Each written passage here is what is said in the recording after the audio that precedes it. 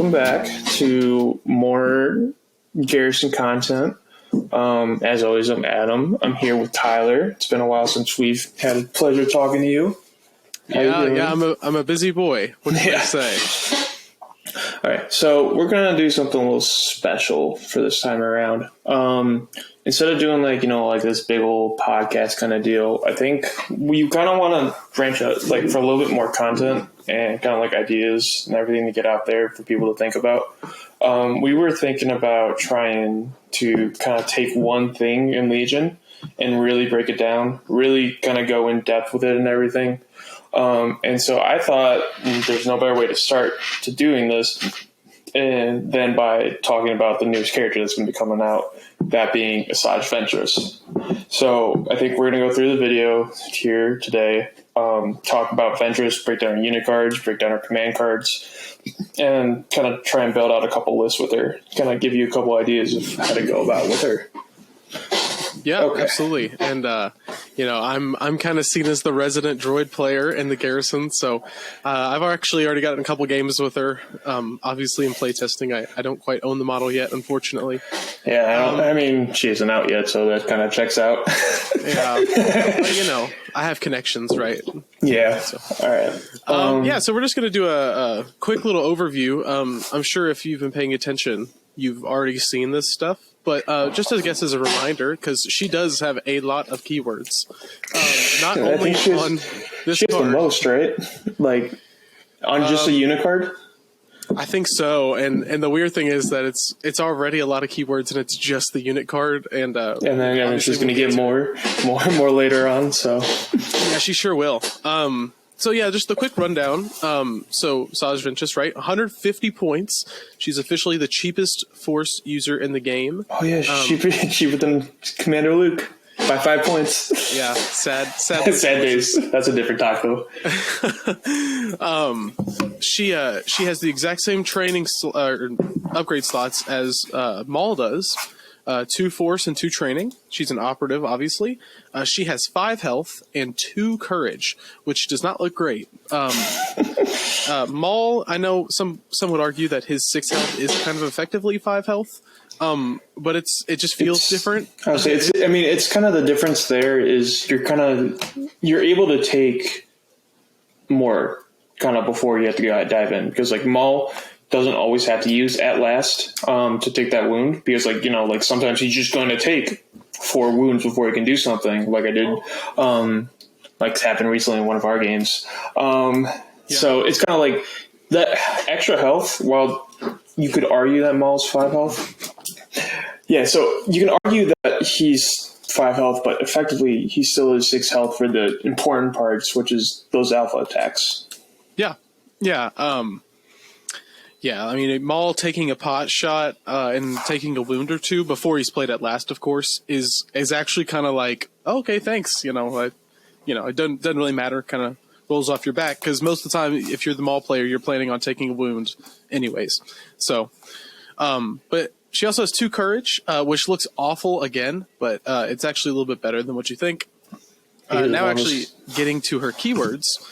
She has some typical stuff that you want to see on a Force user, like Deflect and Immune Pierce. She does have Jump 2, which is very notable. I think she's the only one that can use Jump 2. I think everybody else has Jump 1. Everyone has Jump 1. Well, now with the new rules, everybody kind of has Jump 1 anyway.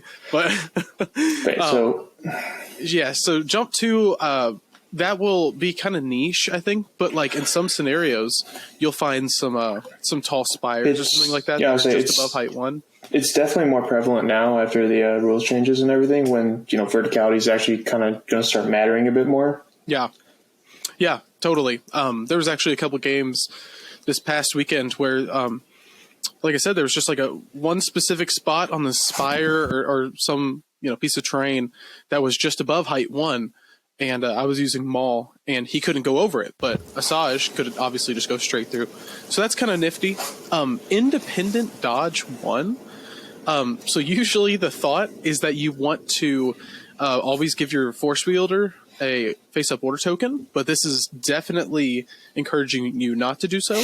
And if this was any other faction, this would kind of, I think, be a deal breaker, but it's Separatist, so who cares? Yeah, we've seen kind of similar play with Cad Bane in his faction because you're able to just completely perfect order control like 4 out of 6 turns, 6 out of 6 turns Right. to really just make sure you've got the operative in the bag, and that's it. Yep. Yeah. Yeah. It's the same deal here. Right, exactly. So then she has Indomitable. So again, like I said, that Courage 2 is a lot better than what it kind of looks like at face value. It is still dicey, though. I can't tell you how many times I've rolled 2 or 3 red dice and just blanked. So that is definitely not something to hold your hat on. It will kind of bite you in the butt if you just solely rely on it all the time. Yeah. And then she has Relentless, which is pretty good with her lightsaber. Like things like saber throw seem like they're an okay option, but most of the time I think you're just taking that and it's effectively charge. So I don't think the Relentless matters a whole lot unless you want to take saber throw, which I guess is an option. And then lastly, the spice of her card that differentiates her from anybody else not named Ahsoka Tano, soon to come out, who will have the exact same mastery. It reads, Jarkai Mastery. While performing a melee attack, you may spend any number of dodge tokens. And each dodge token you spend, you can improve a die on offense. Now, notably, this is only melee attacks. So if you're thinking about some weird combo with dodges and saber throw and Relentless, doesn't work there because that would be quite good. I think that's a big turnoff for saber throw there because if it worked there, saber throw becomes a lot more reliable. Oh yeah. Frankly, I'm a little upset it doesn't work on her saber throw.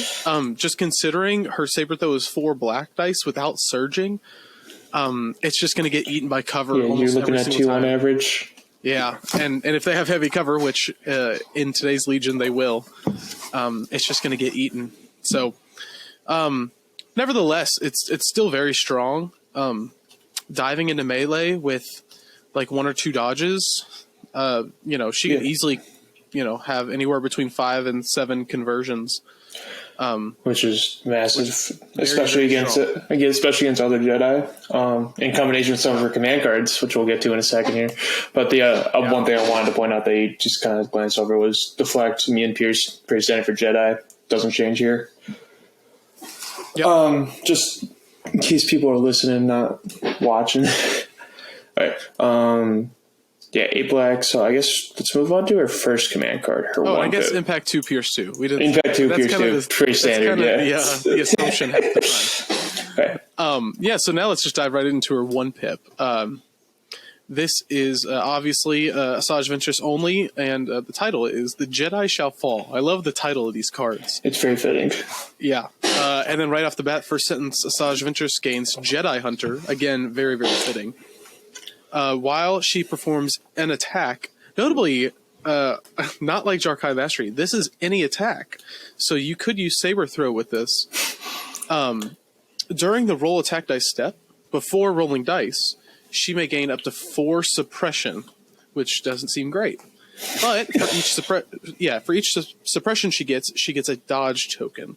So you can get up to 4 dodge tokens this way. And this is after your rally step, notably.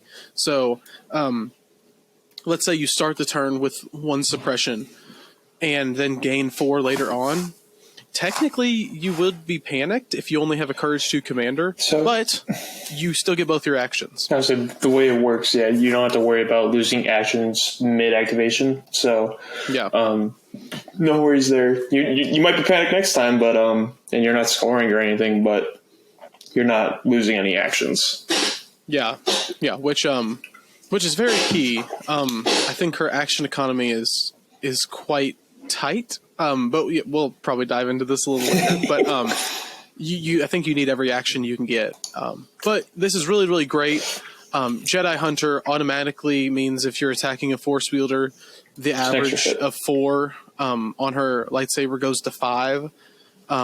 You won't have your independent dodge off this card because you're obviously getting an order. But you could get 4 dodges, which means the average is 8 if you get all 4 dodges. You're probably averaging 8, and then on average you're keeping another dodge to use in melee when they swing back or similar. Yeah. Yep. And that's not even counting, you could roll hot, roll 7, use one of those dodges to flip one more, and then you're in melee with a force user with 3 dodges. So you could be okay there. But yeah, very, very strong card. I think it's good. Obviously, we keep mentioning you're attacking a force user, but you don't have to. Obviously, this works against anybody. This wipes out pretty much any 5 or 6 health, red save unit you can think of. Yeah, and then it's also relevant right now with Dark Troopers being so hot as they are. You roll, you can roll into them, roll maybe 2 crits if you get a little lucky, and then 4 force regular. Yeah. Or you can just roll 6 regular hits. 2 of them are going to convert because of impact, and then you can just convert the other 4 using your dodges, and you're throwing 6 Pierce 2 into these Dark Troopers and effectively just neutering the unit right away. Right. Yeah, it's very strong into armor, very strong strong into every unit in the game, frankly, which is really cool to see. But yeah, so that's her 1 pip. Let's take a look at her 2. This one is called I Am Fear, only ordering Asajj Ventress again. When Asajj Ventress begins her activation, she recovers. So notably, on her card, you probably did not see Master of the Force 1 to regain push or a choke or anything else you want to throw on her. This is her recover card, so that's really, really good. And then at the end of Asajj Ventress's activation, she may perform the attack using the following weapon. It's 1 black die, surge to crit, because notably she does not surge. Suppressive and spray. So it's like a force flamethrower, if you will. And it works in melee in range 1. It works in melee, and range 1 is the important part, because it's kind of like the way I read this card is you're going to be rolling up into someone, whack them once with your 1 pip. You lead into this for a last first activation. You're probably going to get another whack off into that unit, hopefully killing them, the one that you went into the turn before, then either probably moving into someone and throwing this into them as well, like into the second unit. Yeah, notably, this does not use an attack action. This is just a free attack. So you could obviously double move and use your relentless attack and charge into a unit, and then if you fully wipe them, or even if you don't fully wipe them, you could still use this attack. It's fine. It's probably, I will say, it's probably your weakest command card. Yeah. The other thing I do kind of want to point out here is that there's no versatile on this, so you can't get into melee with someone and then range attack out at the second unit if you didn't completely wipe that unit. It's either into the melee unit and you're probably going to kill them with that attack, or you are already in the open. Yeah, this is I think by far the one issue I have with that card, and it's what you just said. It doesn't have versatile. In the games I've used with her, I like this card as a I'm about to dive in card. And the reason why is because I say about to dive in. I'm about to really embed myself in their army. So what I've done is I will double move and push a unit, and whether I engage them or not, sometimes it's irrelevant. Sometimes I'll just go and double move and push somebody into the open and then let them B1 shoot them. But yeah, I've done that a couple times, and then I play this card and I'll double move into an engaged unit and attack them, and then go, okay, I'm about to do this attack, and then I realize it has to be into the unit I just attacked, and I don't want to kill them because I want to stay engaged with them. Yeah, they're your range protection. Right, and so I just a couple times I've just opted not to use the attack, and it feels kind of bad, but at the same time, I would say it feels bad to not use attack, but definitely the important part of the card is that recover, and that's the main reason you're bringing it. But that's also because you're just bringing it for recover. It becomes very easy to cut if you've got other cards that can fill in that spot. Right. Yeah. Oh, also, this is the only card. The 1-pip and the 2-pip are the only cards that actually give Asajj Ventress orders, and that might sound confusing if you hadn't seen her cards yet. We'll get to the 3-pip in a second. But the biggest issue I've actually found with those cards is giving her orders. Because you want that dodge. I want the dodge at the beginning of the turn, which really wants... I don't know. I feel like I really end up wanting a token from the cards. I want an aim or a dodge somewhere, and it's just I don't know. It's just not there yet. It's not there. All right. So it's a little disappointing, and I wish I could just choose not to give her an order half the time, and still get the effect of the card. But that's not how Legion works. Yeah. Okay. Here, let's move on to the 3-pip now, which is why you're not getting orders from her on her 3-pip. Yeah. Yep. Yes, my master. So, great art here. I love all of this. Issues, like I said, to no units. And you must divulge this card. Both divulges are in the deploy unit step. So this is basically, thing about Maul's 2-pip. So you kind of play it and it just gets discarded. But you get to choose one of the two effects. And the first effect is, and both of them are permanent, so you get this the rest of the game. The first effect, you gain bounty and reinforcements. Bounty is very strong in conjunction with, another bounty hunter, Bosk or Cad Bane, or a future bounty hunter. Never seen bounty on a Jedi before, which is kind of wild. I think it's really good. Yeah. The second effect, which talk about spice here. Asajj Ventress gains Demoralize 1, Makashi Mastery, and Outmaneuver. So, Demoralize 1, I think, is very strong on a Jedi, for free, mind you, because it is really great at stripping standbys. Yeah.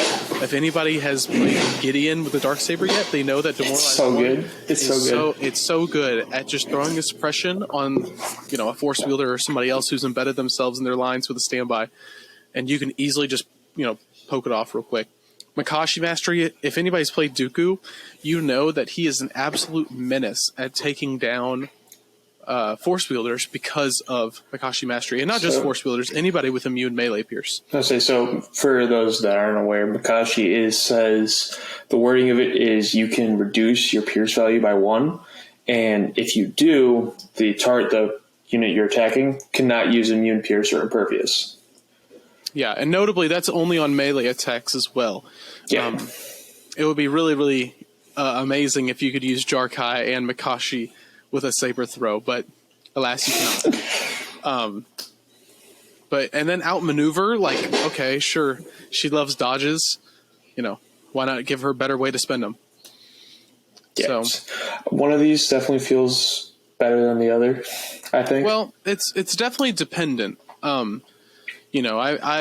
in one of the games I've played with her, I got up to the table and I don't think my opponent had a single unit with impervious or immune pierce. And so I just said, okay, thanks for bounty.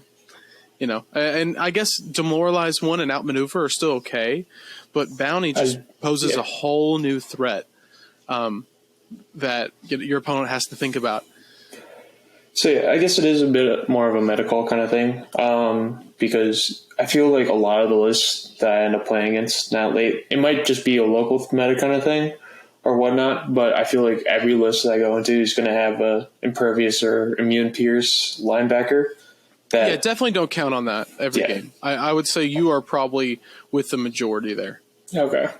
Yeah, so it's kind of the other thing to note here is that, you lose this card, so you don't have another 3-pip for your game. Yeah. You are down to 5 cards, and technically 6 cards in your hand. So at some point throughout the game, if you play all 6 rounds, you will have to play standing orders. So that's something to note. Obviously, it's kind of easy to play standing orders turn 1 or turn 2. But if you don't play standing orders turn 1 or turn 2, if the action kind of revs up quicker than you expect, then just note that this will have to, standing orders will have to come out eventually. Yeah. All right. Here, before we move into a couple of lists, there was one more card, actually, that was released with her. That is a Dooku card, actually. So she's coming with 4 command cards. Yeah, Adam, you want to take us through this one? All right. So for this one, the Sith will rule. Ordered by Count Dooku here. It's a 3-pip that counts as a 2-pip while you're building a command hand. Only orders Count Dooku. Count Dooku gains an aim token and a dodge token.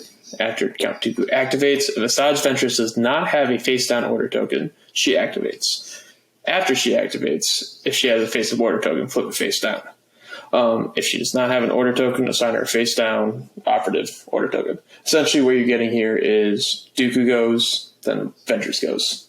It's no a matter double what. activation with Yeah, a lot double of words. activation with a lot of words. The couple important things to note here is that it does count as a 2-pip when you're building command hands. So you are going to be running with three 3-pips, which can hurt, especially when cunning on Count Dooku becomes kind of a double-edged sword with it being 3-pips, because sometimes you're looking to go last there. It doesn't matter as much here, I think, because you're probably going to try and go first with Dooku and Ventress. The other thing is that it doesn't order Ventress innately. Ventress just sets go afterwards. So she does get her independent dodge 1 off of this. And then the last thing I noted is that Ventress doesn't have to be anywhere close to Dooku. She just gets to go whenever she wants to. She just go just after, no matter what. No questions asked. Yeah, any range. Generally, I'd assume they're probably going to end up being close to each other, but there are going to be situations that they're not. So it helps there. But I think this card's actually really strong because, you get to go twice with a Jedi. It's not like Common Cause for Rebel players out there because one of those activations is Chewie, and Chewie isn't always the greatest in terms of damage output. But here you're getting potentially 2 chokes off, two saber swings off before your opponent can respond, which is huge. I mean, you're going with 400 points of your 800-point list back to back. So, I mean, if that doesn't outline how strong this could be, then I don't know what will. But I don't actually think there's anything bad about this card that you actually read on the card. I think the effect is great. I mean, 2 tokens on Dooku. Thank you very much. I don't think there's anything bad about this. The things that aren't great about this card is actually the pips. And it's because you're kind of forfeiting priority. Now, if this was a 2-pip, I could actually see it being more of a meta call because, 2-pips sometimes have weird timing in games. You can try to use them to fight for priority and sometimes not. And you can maybe catch somebody off guard if you had this as a 2-pip and you played it. And with cunning, maybe you tie or something like that, or they play a 3-pip. And you can go first and do this effect. But without being able to go first and do this, it's kind of like you might have Dooku and Ventress in a compromising position to where that one of them will have to eat a big shot. I don't know. It's very much dependent on the game state. I think this, to me, feels like it's weird because it's like this card, I feel like is the kind of card you're either going to want to play like turn 3, turn 4 when they're first getting in to do as much damage as they can. Yeah. Or you're playing this turn 6 to really turn the tables on a key positions or intercept game. Yeah. So it's... Yeah, I don't know. I think it's a really cool effect. I'm really happy they put this card in the pack. But, It is... it is also a 4th cunning card for Dooku. So, I could see running this in just a Dooku-only list. Because 100%. It's just giving Dooku a name and a dodge is more than enough. Yeah, if Dooku's able to bet himself in the opponent lines, this is amazing. Just giving him a free aim dodge. Yeah, so it's just it's good value. Yeah. Okay. Yeah, also notably, between the 2 characters, you're going to have to cut either Double the Fall or... I can't even think of her 2-pip. Is it I Am Fear? I Am Fear, yes. You're going to have to cut one to play this. It's probably I Am Fear. Probably I Am Fear. And then you have effectively, technically, yeah, only one card that even orders Asajj. So it's almost not even a bad thing. yeah, not an awful thing, I don't think. But also, you're losing out on a free recover. Maybe the force flamethrower attack comes in handy. I don't know. It's just something to think about. It'll probably take some playtesting. I haven't tried these two together yet, but I can see this being cool together. But I definitely don't think that it's something that will be, super, super strong. Yeah. Well, let's see here. How would you build out so there's three kind of like main kind of like list ideas that I see coming with Ventress. One of them is going to be Dooku Ventress, as we just talked about. The second is going to be playing her with a bounty hunter, probably Cad Bane right now. That might change in the future depending on what future releases have entailed for us. But probably Cad Bane. And the third one, play with Jango Fett, but I would love to play with Jango Fett. But I think the third option is going to be running her by herself with like Magnas, maybe some Magnas, maybe spiders, that kind of deal. Or just like another support piece and letting her do her thing while you have a gun line or other divers to help her out. Yeah. Let's go ahead and start with the Dooku list. Because I think I actually have the strongest opinions when it comes to the Dooku list. And so my loadout on Dooku every single time I play him, and this is, I probably played 50 to 60 games with him. Burst of speed, choke, push. And I think if you're playing something else, and I will say, again, not super related to the video, but I would never take Battle Med in the Battle Force. And I'll fight anybody about that. But whatever. That's for another day. So yeah, that's a non-starter for me with Dooku. So push and choke seems like one of the best combos in the game in terms of upgrades. It makes most sense, yeah. Yeah, he gets them both every single turn. And then, like his third force spot, you obviously don't need a refresh there, and burst of speed gives him almost a whole extra range band of engagement range. Yeah, and on an already not so fast Jedi, like that just seems like a no-brainer. That helps a lot. Even at 10 points, like at 3 points, it was like stapled to his card. Now it's just strongly recommended. All right, so what would you run on Ventress to complement Mr. Dooku? Well, so it really depends, I think. I think the safest upgrades you can put on Ventress are push and into the fray. Into the fray, like she doesn't surge either way. It's just super, super strong. And now with the changes to deflect even, where if you spend a dodge in melee, you don't get surge to defend anymore. I think into the fray is a really, really strong choice. And then obviously, if you don't use the surges on defense, you could just use them on offense. Yeah, I was saying, and she's probably going to be embedded anyway, like as soon as possible. So you're always going to be getting that value from it. 100%. In the games I played, the next upgrade I take is Burst of Speed on Ventress. And that might not seem like the most glaring upgrade, or it might seem a little out of pocket, but being able to, again, just cover the extra almost range band of distance to engage your opponents is so critical.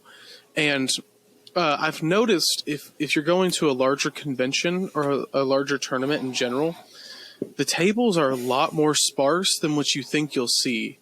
And I feel like every single time I've talked to somebody who goes to a big tournament, one of their takeaways is, oh man, I just didn't think the tables were going to be that open. Well, burst of speed is kind of one of your mitigating factors against that.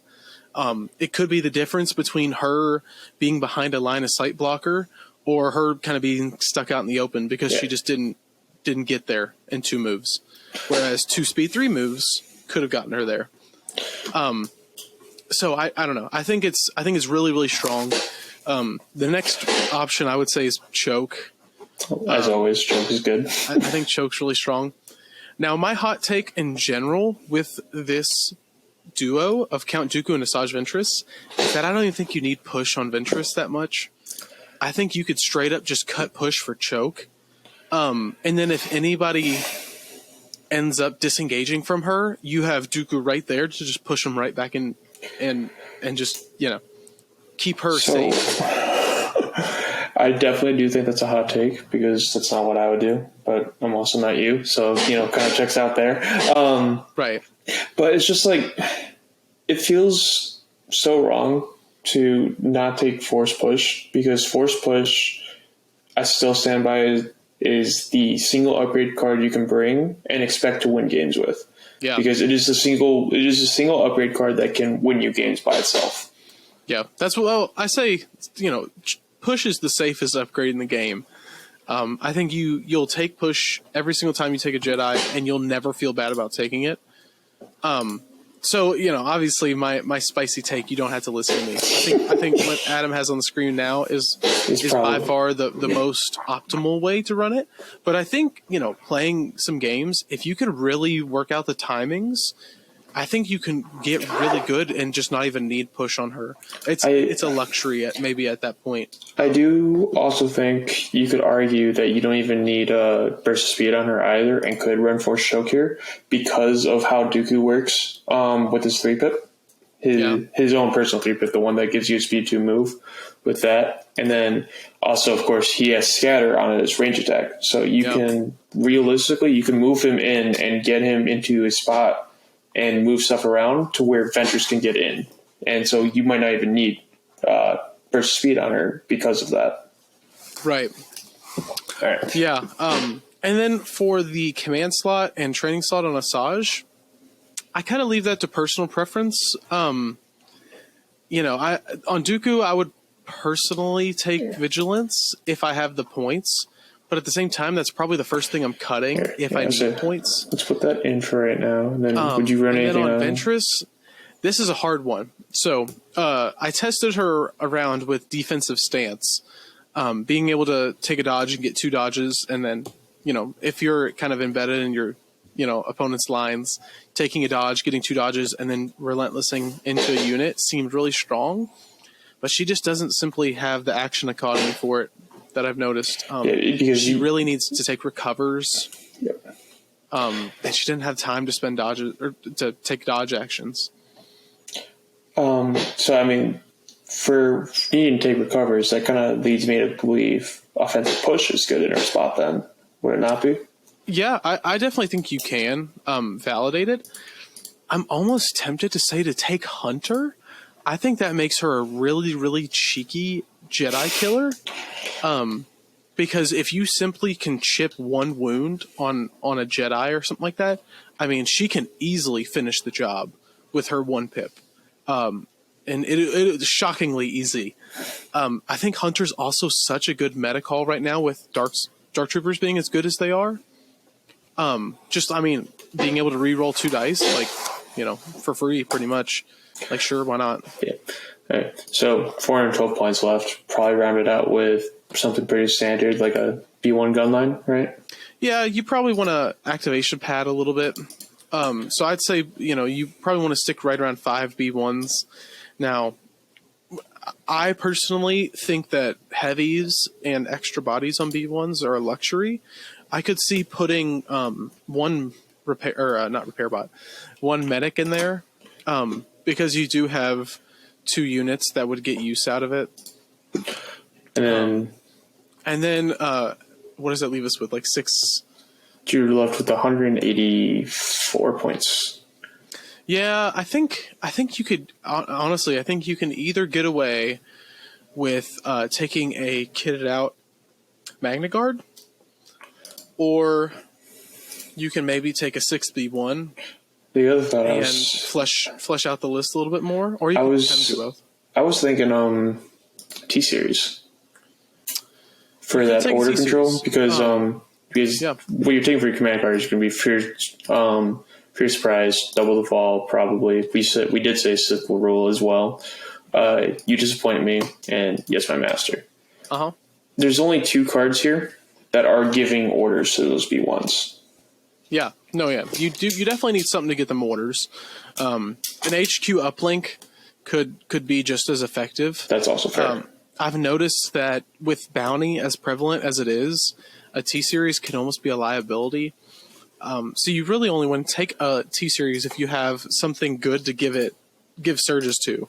And Dooku and Asajj are good, and a Magna Guard would be something good to give orders to. But I don't know. Here we'd cut that. Probably get in a HQ uplink. This rocket here can definitely be just another. Can be an E5S or another heal, that kind of deal as well. Yeah, even at that point, you might even be okay taking like a repair bot. That too. The E5 or E60R, is that the rocket? E60R. I don't play with it enough to know the name. So we cut that. I think you could easily take the E60R. That's kind of a good little hedge to Dark Troopers at the moment. You kind of need a lot of impact. And you got a lot of impact with what we have here with the rocket and the 2 Jedi, but taking more doesn't hurt. I think you got the 2 heals for the Jedi. You got the repair bot for Magna Guards if you want. 4-point bid, Gwyn's bid against most lists right now. Yeah. You could also probably fit in like an emergency transponder or something on the Magnas, or if you wanted to. Though actually it's probably not a great idea because they're going to be getting orders every turn anyway. Yeah. So, yeah, I mean, I think that looks like a very solid Ventress Dooku list there. Yeah. Obviously, you kind of have a soft core with your B1s, so you can't just like let them, to eat a bunch of shots because I mean they will die. But Count Dooku and Ventress can carry the can brunt do a lot of of work, and then you've also got Magnums follow them up. Yeah. Oh yeah. All right. What if we take Ventress and stick her with another bounty hunter? So I guess my first question to you would be, which one would you take right now? Well, you could either you could get away with either. I think that Cad Bane is probably the better buy at the moment, just because his independent is better. Him getting 2 dodges a turn and then Asajj getting a dodge every turn just feels really, really good. And Cad Bane, it just makes him really, really tanky. So you have the loadout. I honestly would just cut Hunter on Asajj. I think it's not necessary for sure. Yeah, I think it's kind of a luxury at that point. I definitely don't see you getting value out of it every game, though you could for sure. But Cad Bane, I think you start with his gauntlets every single time. Always, it's hard not to bring them. Yeah, that's another upgrade that could win you a game or something if you time it right. It's huge, yeah. And then I think I take duck and cover, just being 2 points. Like, why not? Helps his defense. And pre core rulebook, I would probably say take Ascension cables, but that kind of feels irrelevant now. So I think you can probably get away with that. Just that. I think you could also throw situational awareness on here if you want to, if you got the extra points. Yeah, for sure. And even a comm relay, I think, is really, really strong on him. Because you could just get rid of his orders and keep his independent going. Yeah. We'll leave it like that for right now, and we'll cut. Those will be the first things we cut, for sure. With 300 points left now, you've got more room to play around with, I think. But yep, so you still got to pay the commander tax. But... I think you can really validate taking any of these commanders. I kind of like the idea of kind of going cheap with the T-Series. Because all you really wanted to do is give orders and, fulfill the commander requirement. Whereas, in the previous list, you already had your commander requirement filled out, so it wasn't really necessary. It wasn't necessary, yeah. And then from here, so what are we at? 7 activations? We have 7 activations with 4 B1s, the T-Series, and then the 2 operatives. Yeah, you could, you could take some snipers. You could throw some heavies in the B1s. You could take some spider droids. You can kind of flesh this out however you wanted, really. I kind of like double Magnus here. Yeah, double Magnus still very strong. And with the T-Series being squishy, that's kind of a good buy. I also think an improv orders on the C series, if for some reason you don't have bag control, I think that's good. Yeah, especially with 2 Magnas, there's a strong chance that you'll end up with like one thing in the bag, or two separate things in the bag. It'll be your 2 operative tokens and another unit, whether it's a special forces or a commander, and that gets us to 11 activation. That gets us 11. You could cut another B1 if you want to go down to 10. I was thinking about it. I don't really like Kalani and spiders here because you're starting to muddy up your bag, I think. Yeah. Because it's kind of hard to make sure you're getting orders down to B1 chain and to both spiders and everything else. Yeah. I'm not experienced enough with CIS to know for sure, but that's what it seems like on paper. Well, let me tell you, it is not. I don't know. A lot of people overlook taking an uplink when you have a unit with direct already, and I think it's totally fine sometimes. Like in that specific scenario, you can combine a we can just build it out. You can combine Kalani with a comm relay and an uplink on the B1s, and you can get all your orders out every turn, except and have just 2 operatives and a commander in the bag, and then you could take improv orders, like I was saying, just to mitigate that one time you pull. So you probably would have to cut down to 10x for that, though. So, but that's okay. Because at this point, you can stick in either more fluff on Ventress and Bane. You can stick in you can stick in a heal bot. You can stick in a repair bot. Pretty much all of those are going to work out. You could probably just take the nose or like the laser cannon, is that what it's called? Because I mean, just because of the price discrepancy between the ion blaster and the laser cannon, you could just do that and go back up to 11x. That's it, yeah.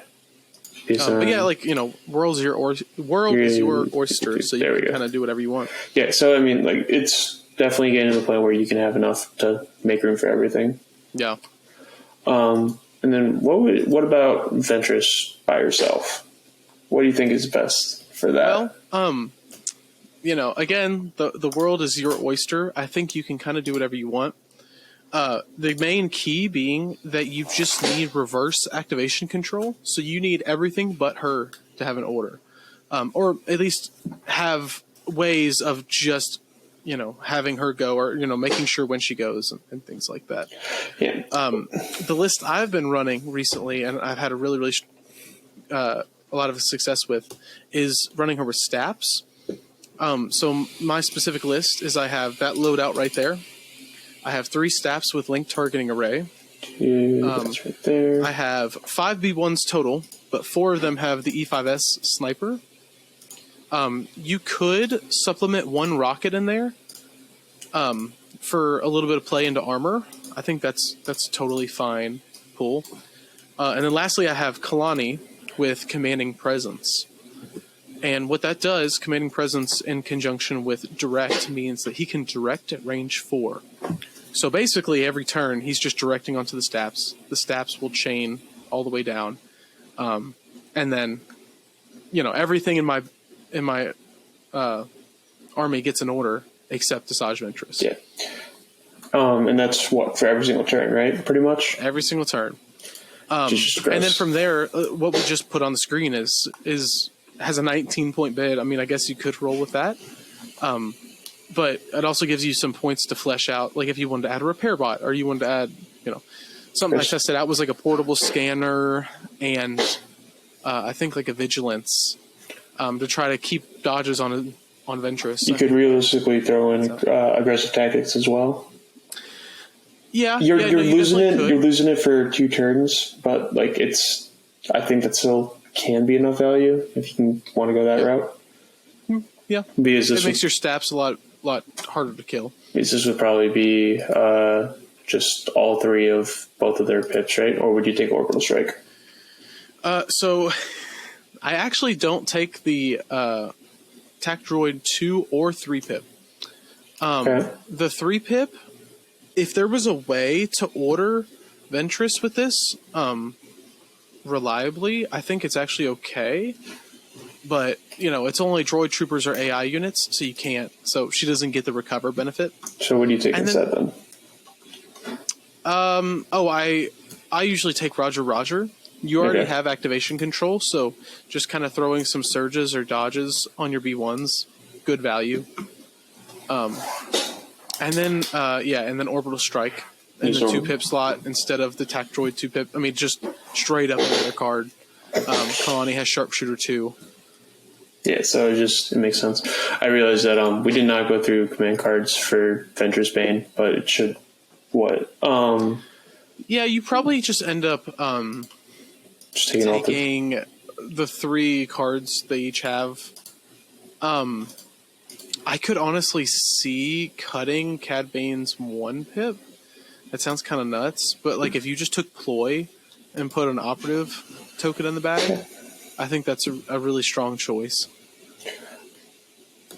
I'm trying to think because like with relay here, you're probably still getting full order control anyway, right? Yeah, pretty much. So you don't even need his 2 and 3-pip. Pretty well. His 3-pip depends because if you have him as a token, you obviously don't get any orders technically.